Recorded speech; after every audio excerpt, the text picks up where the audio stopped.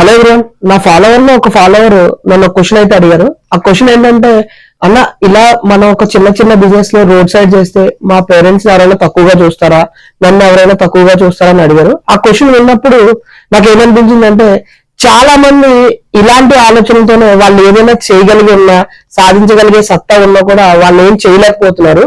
So దీనికి నేను చెప్పే సమాధానం ఏంటో చెప్పనా, ఏ బిజినెస్ అయినా చిన్న పెద్ద అనేది ఏది ఉండదండి. బిజినెస్ ఏదైనా సమానమే. మన స్థాయిని బట్టి, మన యొక్క ఇన్వెస్ట్మెంట్ బట్టి, మన క్యాపబిలిటీని బట్టి మనం స్టార్ట్ చేస్తాం. అది చిన్నదావనివ్వండి, పెద్దదావనివ్వండి, అదొక బిజినెస్.